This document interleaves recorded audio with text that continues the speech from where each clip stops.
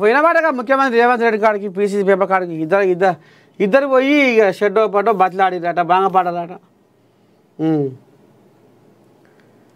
అవినీతికి అడ్డాగా మారిన వరంగల్ ఆర్టీఏ. ఏసీబీ అధికారుల పేరిట ఆర్టీఏ అధికారులకే టోకరా.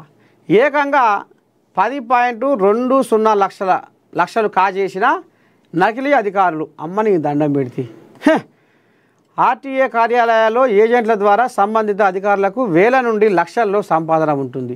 వీరు వివిధ కోణాల్లో ప్రజల నుండి లంచాల పేరిట డబ్బులు దోచేస్తుంటారు.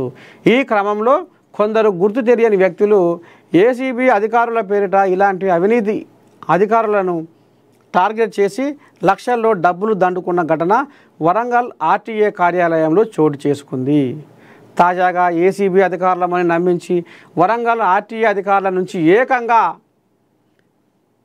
10.20 లక్షలు కాజేసిన ఘటన ఉమ్మడి వరంగల్ జిల్లాలో చర్చనీయాంశంగా మారింది. రాష్ట్ర వ్యాప్తంగా ఇటీవల ఆర్టీఏ చెక్ పోస్టుల్లో ఏసీబీ అధికారులు ముమ్మరంగా తనిఖీలు నిర్వహించి అక్కడ జరుగుతున్న అవినీతిని గుర్తిస్తున్నారు. ఈ తనిఖీల గురించి తెలుసుకున్న మాయగాళ్ళు చరవాణి ద్వారా నేను ఏసీబీ డిఎస్పీని మాట్లాడుతున్నా, మీరు లంచం బాగా తీసుకుంటున్నారట, మీ మీద మాకు ఫిర్యాదులు వచ్చాయని, మీరు వీలైనంత త్వరగా సెటిల్మెంట్ చేసుకోండి అంటూ డబ్బులు ఆన్లైన్ అకౌంట్కు పంపించండి అని ఓ అగంతకుడు 4 రోజుల కిందట వరంగల్ ఆర్టీఏ అధికారులకు ఫోన్లు చేసి 10.20 లక్షల రూపాయలు వసూలు చేసిండట. అబ్బా, చూసిన ఆరులో దొంగలు ఊర్లు పంచుకున్నా అంటే గిదే కథ. పొట్టోడినెత్తే పొడుగోడు కొడితే పొడుగోడినెత్తి దేవుడు కొట్టేటుంది కథ. ఈ క్రమంలో వరంగల్ ఆర్టీఏ అధికారులకు గుర్తు తెలియని వ్యక్తులు ఈ నెంబర్లకి వెళ్ళి ఫోన్ చేసిరట. కింద ఊపడుతున్నాయా?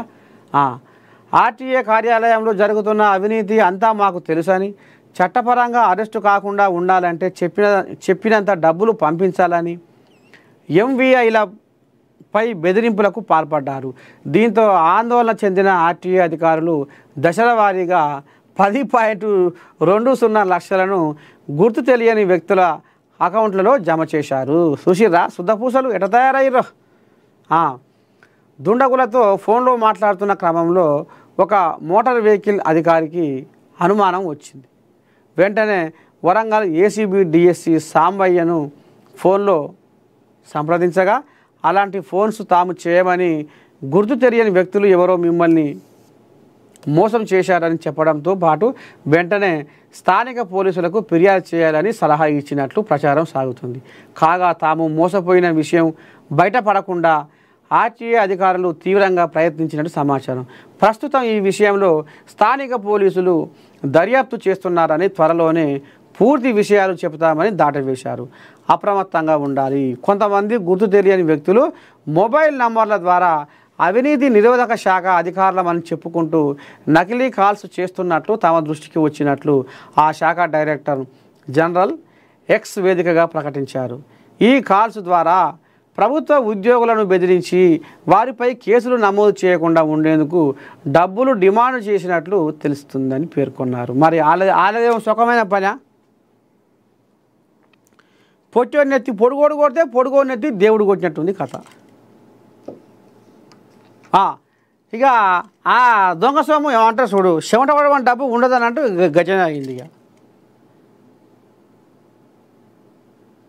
వాళ్ళు ఏదో మోసం చేసి 4 రాళ్ళు వెనకేసుకుందామంటే ఈ కథ కనిపెట్టి వాడు తెలియకాలు ఆ పని చేసిండు. మరి వీళ్ళు సొక్కంగా ఉంటే గాలి ఎందుకు ఫోన్ చేసి గిట్లా అందరూ వీళ్ళు అచ్చవైన వాళ్ళు అయితే